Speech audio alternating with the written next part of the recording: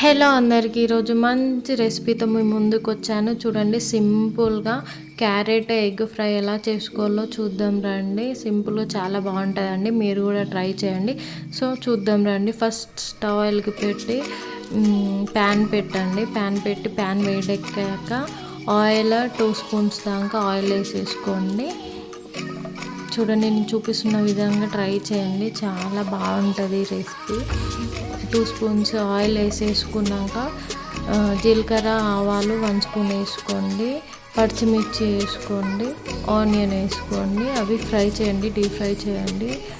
Deep fry అంటే deep fry చేయకండి, నార్మల్గా బ్రౌన్ కలర్ వచ్చేదాకా ఫ్రై చేసుకోండి.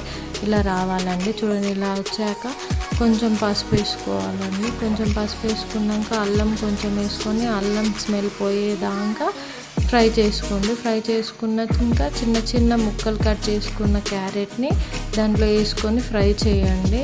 ఒక 5-10 మినిట్స్ దాకా డీప్ ఫ్రై చేసుకోండి. చూడండి, మీకు ఈ కట్ చేసుకున్న క్యారెట్ కాకుండా తురుముకున్న క్యారెట్ కూడా వేసుకోవచ్చండి. చూడండి, ఇలా ఫ్రై చేసుకున్నాక దాని మధ్యలో గ్యాప్ చేయాలండి.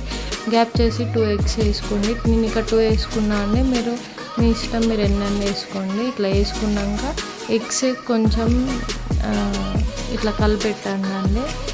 తర్వాత ఎగ్స్ను క్యారెట్ని మిక్స్ చేయండి. మిక్స్ చేసుకుంటూ ఫ్రై చేయండి.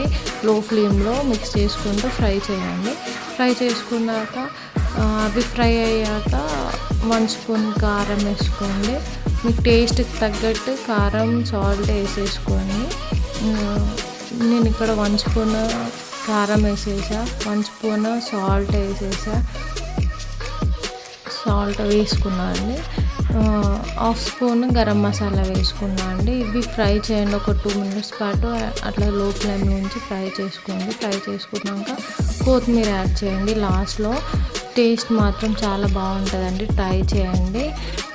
Thank you for watching. Please subscribe and like please.